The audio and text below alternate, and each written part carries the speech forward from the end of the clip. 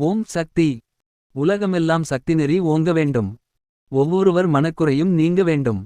ஆடிப்பூர விழாவின் போது ஆன்மீக குரு அவதார புருஷர் வருகை. ஜூலை 2887 முதல் ஆடிப்பூர விழா. அதற்கு முதல் நாள் மாலை தொண்டர்கள் என்னென்ன ஏற்பாடுகளை செய்து வைத்திருக்கிறார்கள், எப்படி செய்து வைத்திருக்கிறார்கள் என்று பார்வையிடுவதற்காக ஆன்மீக குரு மேற்பார்வையிட்டு கொண்டு வந்தார்கள். குளக்கரை எதிரில் பாலிடெக்னிக் இருந்த இடத்தருகே உணவுக்கூடத்தில் அன்னதானத்துக்கான ஏற்பாடுகள் செய்யப்பட்டிருந்தன. அங்கே சமையற்கூடத்திற்கு குருநாதர் எழுந்தருளினார்கள். உணவை பரிசோதித்த அடிகளார். அங்கே தொண்டர்கட்கும் பக்தர்கட்கும் தயாரிக்கப்பட்ட சோறு ஒரு மலை போல குவித்து வைக்கப்பட்டிருந்தது. குறிப்பிட்ட ஒரு குவியலில் இருந்து கொஞ்சம் சோற்றை அடிகளார் எடுத்து காட்டினார்கள். அந்த குவியலில் இருந்த சோறு நன்றாக வேகவில்லை. எல்லாம் சரியாகச் செய்துவிட்டோம் என்று இருமாந்திருந்த சமையற்காரர்களின் அலட்சியத்தை உணர்த்தினார் நம் குருநாதர். இதன் மூலம் தொண்டர் கட்கும் ஒரு பாடம் புகட்டப்பட்டது. அன்னதானம்தானே, இலவச உணவுதானே என்கிற அலட்சிய புத்தி வரக்கூடாது.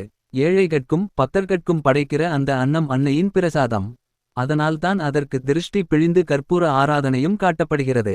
மற்றொன்று, புண்ணிய தலங்களில் நடக்கிற இது போன்ற அன்னதானங்களில் சித்தர்களும் பல்வேறு உருவம் தாங்கி வந்து வாங்கிக் கொள்கிறார்கள். அதன் மூலம் சிலருக்கு அருள் கிடைக்கின்றது. ஆன்மீக உலகில் இது ஒரு ரகசிய சம்பவம். அன்னதானம் செய்தால் வறுமை போய்விடுமோ என்று கேட்கிற மூடங்கட்கு இந்த நுட்பமெல்லாம் தெரியாது. காலங்காலமாக பசித்த உயிர்கட்கு சோறு போட்டு கருணை காட்ட வேண்டும். மனித மனங்களில் அந்த இரக்கம், அன்பு, பரிவு வற்றிவிடாமல் தொடர்ந்து நீடிக்க வேண்டும். அதற்காகவே அன்னதானம். அன்னதானம் என்ற செயலை விட அதன் அடித்தளத்து நோக்கம் உன்னதமானது.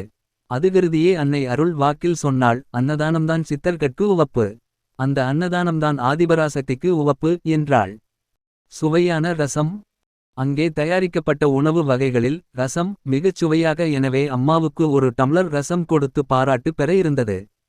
பலருடைய பாராட்டு அந்த சமையற்காரர்கட்கு கிடைத்தது. வேண்டும் என்ற மகிழ்ச்சியில் ஒருவர் டம்ளரில் ரசம் கொடுத்தார். அதனை அடிகளார் வாங்கிக் கொள்ளவில்லை. பிள்ளைகளை எதிரில் வைத்து பாராட்டிவிட்டால் தலைக்கணம் வந்துவிடும் அல்லவா. கூட்டு தயாரிப்பில் ஒரு குறை. பக்கத்தில் கூட்டு, பொரியல் முதலானவை குவிக்கப்பட்டு இருந்தன. அவற்றையெல்லாம் சமைத்த சமையற்காரரை அருள்திரு அடிகளார் அழைத்தார்கள். அங்கிருந்த கூட்டில் சிறிதளவு எடுத்து வாயில் போட்டு பார்க்கச் சொன்னார்கள். எப்படி இருக்கிறது என்று கேட்டார்கள். உப்பு போதவில்லை அம்மா என்றார் அவர். எல்லா குறையும் நிறையும் எனக்குத் தெரியும். எல்லாவற்றிலும் உள்ள குறைகளும் நிறைகளும் எனக்குத் தெரியும். எந்த ஒரு பொருளையும் நீங்கள் ருசித்து பார்த்துத்தான் தெரிந்து கொள்ள முடியும். நான் அங்கிருந்தபோதே இக்குறைகளையெல்லாம் அறிந்து கொண்டேன். கவனமாகச் செய்யுங்கள் என்று கூறிவிட்டு அடிகளார் நகர்ந்தார்கள். அம்மா அடிகளார் மூலம் அருள்நிலையில் வெளிப்பட்டால்தான் எல்லாம் கண்டுபிடித்து சொல்லிவிடும். மற்றபடி அடிகளாருக்கு இதெல்லாம் தெரியாது என்பது சிலருடைய கணிப்பு. அந்த மடமையை போக்கி பாடம் புகட்டவே இவ்வாறு குருநாதர் அருளினார் போலும். என் பணி செய்தால் உன்னிடம் வருவேன். பொதுவாக தொண்டர்கள் செய்கிற தவறு ஒன்று உண்டு. விழா நாட்களில் ஒவ்வொரு பொறுப்பு ஒவ்வொருவருக்கு அளிக்கப்படுவது உண்டு. அப்படி பொறுப்பேற்ற தொண்டர்கள் அந்த பொறுப்புள்ள பணியை விட்டு எங்கேயும் அகன்று செல்லக்கூடாது. ஆனால் அடிகளார்க்கு பாதபூசை நடக்கிற நேரம், வேள்வி நடக்கிற நேரம், அம்மா அடிகளார் மூலம் வெளிப்படும் நேரம், அடிகளார் எங்காவது வருகிறார் என்றால் அந்த நேரம், ஆடிப்பூரத்தில் அம்மா அங்கப்பிற தட்சணம் வருகிற நேரம், இப்படிப்பட்ட நேரங்களில் கொடுத்த வேலையை அப்படியே போட்டுவிட்டு வந்து விடுகிறவர்களும் உண்டு. உண்டா இல்லையா? இந்த தவறு தொண்டர்களிடமும் உண்டு. ஆர்வம் காரணமாகவே இந்த தவற்றை செய்கிறார்கள். இப்படிப்பட்ட தவறு செய்யும் தொண்டர்கட்காகவே அன்னை ஒருமுறை கூறினாள், உனக்கு எந்த பணி கொடுக்கப்பட்டுள்ளதோ அந்த பணியை ஒழுங்குடன் செய். அங்கே இங்கே வேடிக்கை பார்க்க வராதே. என் பணியை கண்ணும் கருத்துமாக நீ செய்தால் நானே உன்னிடம் வருவேன், உன் அருகிலேயே நான் இருப்பேன் என்பது அன்னையின் அருள்வாக்கு. தொண்டர்கட்கு தரிசனம் தருவதற்காக. அன்னதான பணியில் ஈடுபட்டுள்ள தொண்டர்கள் விழா நிகழ்ச்சிகளை கண்டுகளிக்க முடியாதல்லவா. அது கருதியே அடிகளாரவர்கள் தாமே சென்று அந்த தொண்டர்கட்கு தரிசனம் தந்தார்கள் போலும். அது மட்டும் அன்று. அன்னதான பணியில் ஈடுபட்டிருந்த தொண்டர்கட்கு பல உபதேசங்களையும் அருளினார்கள். அவற்றுள் சில ஆன்மீக குரு அருளியவை. அன்னையே எப்படி வேண்டிக் கொள்ள வேண்டும்? நீங்களெல்லாம் அம்மாவிடம் வருகிறீர்கள். அம்மா முன் நின்றதுமே உங்கள் குடும்ப பிரச்சனைகள்தான் முன்னால் நிற்கின்றன. எனவே முதலில் உங்கள் குடும்ப பிரச்சனைகளை தீர்க்க வேண்டும் என்று வேண்டிக் கொள்கிறீர்கள். அதன் பிறகே மௌனமாக அன்னையை வணங்குகிறீர்கள். அவ்வாறு அம்மாவை வேண்டக்கூடாது. முதலில் அம்மாவிடம் மனம் செலுத்தி போற்றி புகழ்ந்து வணங்கி விட்டு இரண்டாவதாக குடும்பச் சிக்கல்களைச் சொல்லி அவற்றை தீர்க்கும்படி வேண்டுதலை செய்ய வேண்டும் என்கிற வழிபாட்டு நுட்பத்தை நம் குருபிரான் கூறி அருளினார்கள். தொலைதூரத்தில் நின்று கொண்டு கையெடுத்து கும்பிடு போட்டு விட்டு அப்படியே செல்கின்ற ஒரு கூட்டத்திற்கு தெய்வத்தை எப்படி முறையோடு கும்பிட்டு காரியம் சாதிக்கலாம் என்ற உளவே தெரியாமல் இருக்கிற ஒரு கூட்டத்திற்கு. ஆன்மீக உலகின் நுட்பங்களையும் சூட்சுமங்களையும் தெரியாமல் அடித்தளத்தில் விழுந்து கிடக்கிற ஒரு கூட்டத்திற்கு. ஏதோ வருஷத்திற்கு ஒரு நாள் அம்மன் கோயில் வந்து பொங்கல் வைத்து படைத்துக கையெடுத்து கும்பிட்டு விட்டு போகின்ற ஒரு கூட்டத்திற்கு. 1008 மந்திரம் கொடுத்து 108 மந்திரம் கொடுத்து வேள்விகளைக் கற்றுக் கொடுத்து அவற்றின் பலாபலன்களை காட்டிக் கொடுத்து மந்திரம் குரு இஷ்ட தெய்வம் என்ற 3 அடிப்படை விஷயங்களை காட்டிக் கொடுத்த அவதார புருஷர்தான் நம் அடிகளார். ஆன்மீகத்தின் அரிச்சுவடியை அறியாதவர்கள் நாம். ஆன்மீகத்தின் அடிச்சுவடே தெரியாமல் வந்துவிட்ட கூட்டம் நாம். இப்படிப்பட்ட நம்மை ஆன்மீக முன்னேற்றம் பெற வைக்க வேண்டி நம் குருநாதர் படுகிற பாட்டுக்கு இந்த மூட உலகம் தந்திருக்கிற பரிசுகள்தான் என்ன? எத்தனை எத்தனை வசவுகள், எத்தனை எத்தனை கேலிகள், எத்தனை எத்தனை கிண்டல்கள். சக்தியும் தொண்டும். அடுத்து நம் குருபிரான் குறிப்பிட்டார்கள். சக்தி என்பது எல்லா பொருள்களிலும் இருக்கின்றது. எல்லா உருவிலும் சக்தி இருக்கிறது. கற்சிலையிலும் சக்தி உண்டு. அதனை வழிபடும் போது அதன் சக்தியை உணரலாம். ஒரு குழந்தை செய்கிற தொண்டிலும் சக்தி உண்டு. அந்த குழந்தையையும் தெய்வமாக வழிபடலாம். செய்யும் தொண்டிலும் சக்தி உண்டு. தொண்டே சக்தி. அந்த தொண்டினைச் செய்வதுதான் சிறப்பு என்றார்கள். அழுக்கு மூட்டைகளை வெளுத்து கொண்டு செல்லுங்கள். நீங்கள் பழம்பிறவிகளில் செய்த பாவங்களும் இந்த பிறவியில் சேர்த்து கொண்ட பாவங்களும் அழுக்கு மூட்டைகளாக திரண்டு கிடக்கின்றன. அந்த அழுக்கு மூட்டைகளுடன் தான் இங்கே வருகிறீர்கள். பக்தியோடு வந்து இங்கே தொண்டு செய்துவிட்டு போனால் அழுக்கு மூட்டைகளை துவைத்து வெளுத்து அவற்றை உடுத்திக் கொண்டு செல்வது போல் ஆகும். அதனை விட்டு உங்கள் வீடுகளில் மாமன் மச்சான் சகோதரன் சகோதரிகளோடு ஒற்றுமையில்லாமல் சண்டை சச்சரவு செய்வது போல இங்கேயும் சண்டை சச்சரவு செய்துவிட்டு திரும்பிச் சென்றால் மீண்டும் அழுக்கு மூட்டைகளையே திரும்ப எடுத்துச் செல்பவர்கள் போல ஆகும். உங்களிடையே ஒற்றுமை வேண்டும். ஒற்றுமை இல்லாததால்தான் உங்கள் சக்தியை இழக்கிறீர்கள். எனவே அழுக்கு மூட்டைகளை இங்கே போட்டு துவைத்து எடுத்து வெளுப்போடு உடுத்திக் கொண்டு செல்லுங்கள். இங்கு வந்ததும் ஒற்றுமையின்றி சண்டையிட்டு கொண்டு அழுக்கு மூட்டைகளை திரும்பி எடுத்துச் செல்லாதீர்கள் என குருநாதர் அருளினார்கள். அன்னதானம் புண்ணிய பலன். இங்கு பல்லாயிரக்கணக்கானவர்கட்கு அன்னதானம் அளிக்கும் பணியில் நீங்கள் ஈடுபட்டுள்ளீர்கள். எத்தனை பேருக்கு நீங்கள் உணவு அளிக்கிறீர்களோ அவ்வளவு புண்ணியமும் உங்களுக்கும் உங்கள் குடும்பங்கட்கும் சேரும். இந்த அன்னதானமும் ஆடைதானமும் கடைசிவரை உங்களையும் காக்கும் உங்கள் குடும்பத்தினரையும் காக்கும் என்று குருபிரான் அருளி கூறினார்கள். இருமுடி சக்தி மாலை. சக்தி மாலை அணிந்து இருமுடி செலுத்துவதில் உள்ள பலன் எவ்வளவு என்று பலருக்கு தெரியாது. அதில் எவ்வளவோ பலா பலன்களை வைத்து இந்த முறையை அம்மா உங்களுக்கு கொடுத்திருக்கிறது.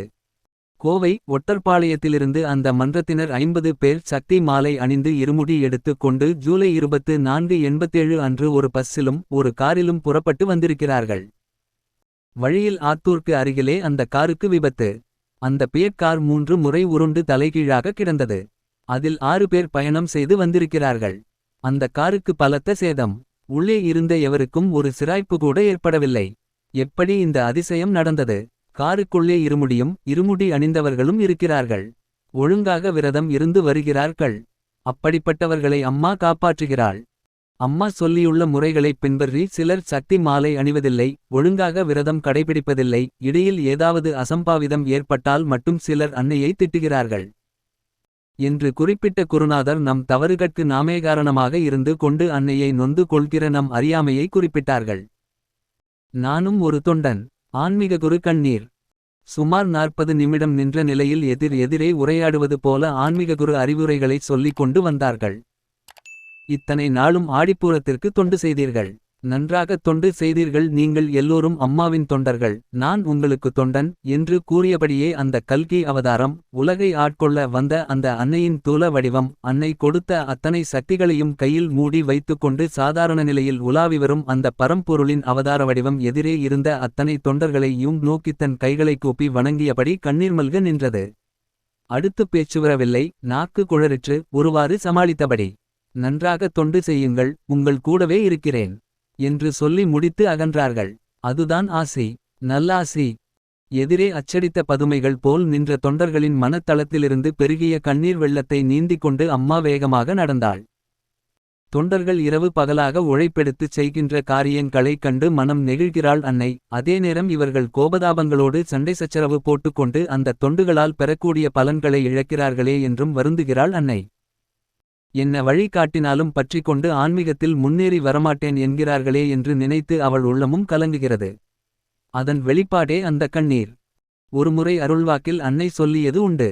என்னிடம் பக்தியாக இருக்கிறான். ஆனால் தவறு செய்கிறாள். தண்டிக்கலாம் என்று பார்த்தால் பாசம் தடுக்கிறது மகனே. என்று சொல்லி கண்கலங்கியதும் உண்டு. என்றைக்குத்தான் அவள் கண்களில் ஆனந்த கண்ணீரை பார்க்கப் போகிறோமோ. கோவை மாவட்டத்து தொண்டர்கட்கு புதிய முறையில் திருஷ்டி கழிக்கச் சொன்னது. எந்த ஒரு விழா இங்கே நடைபெற்றாலும் நடந்து முடிந்த பின்னர் தொண்டு செய்தெல்லா தொண்டர்களையும் அமரவைத்து அவர் கட்கு திருஷ்டி கழித்து அனுப்பி வைக்க வேண்டும் என்பது அன்னையின் அருள்வாக்கு உத்தரவு. இந்த முறை அன்னதான பணி மேற்கொண்டு தொண்டு செய்த கோவை மாவட்ட தொண்டர்கட்கு புதிய முறைகளை கூறி திருஷ்டி கழித்து அனுப்பி வைக்கும்படி அன்னை அருள்வாக்கில் உத்தரவிட்டு இருந்தாள். அந்த முறை பின்வருமாறு. 1. கோவை மாவட்டத்து தொண்டர்கள் அனைவரும் நீராடி புதிய செவ்வாடையுடன் கருவறையின் பின்புறம் வந்து அமர வேண்டும். அமர்வதற்கு முன்பாக அம்மா அங்க பிரதட்சணம் செய்த இடத்திலிருந்து சிறிது மண்ணையும் வேப்பிலையும் கொண்டு வந்து எதிரில் வைத்து அமர வேண்டும். வேப்பிலையின் மீது மண்ணை வைத்து அமர வேண்டும். ஆண்கள் ஒரு பக்கமாகவும் பெண்கள் ஒரு பக்கமாகவும் அமர வேண்டும். 2. 4 தொண்டர்கள் 4 தீச்சட்டிகளை கையில் ஏந்தியபடி அமர்ந்துள்ள தொண்டர்களைச் சுற்றி வந்து திருஷ்டி கழிக்க வேண்டும். 3. ஒருவர் சாம்பிராணி புகையுடன் தொண்டர்களைச் சுற்றி வந்து திருஷ்டி கழிக்க வேண்டும். 4. 5 பூசணிக்காய்களை எடுத்துக்கொண்டு 4 மூலைகளிலும் 4 பூசணிக்காய்களை உடைத்து ஒரு பூசணிக்காயுடன் சன்னதியைச் சுற்றி வந்து சாலையில் போட்டு உடைத்துவிட வேண்டும். 5. 19 எலுமிச்சம்பழங்களை எடுத்துக்கொண்டு 4ஆக பகிர்ந்து 4 மூலைகளிலும் பிழிந்துவிட்டு மீதி உள்ள 3 எலுமிச்சம் பழங்களை தொண்டர்கள் அமர்ந்துள்ள நடுவிடத்தில் பிழிய வேண்டும். ஊராரின் கண்ணெரிச்சல் இந்த பிள்ளைகள் மேல்படும் என்றோ மற்றவர்களின் பொறாமை பொச்சரிப்பு எண்ணங்களின் வலிமை இந்த தொண்டர்களை தாக்கிவிடக்கூடாது என்றோ இந்த முறை அன்னதான பணி செய்த கோவை மாவட்டத்து தொண்டர்கட்கு புதிய முறையில் திருஷ்டி கழித்து அனுப்பி வைக்கும்படி அம்மா உத்தரவிட்டிருந்தாள். நமக்கும் தெரியாமல் வருகின்ற இடர்பாடுகளிலிருந்து எப்படி எல்லாம் அம்மா நம்மை காப்பாற்றுகிறாள். அம்மா என்றால் அம்மாதான்.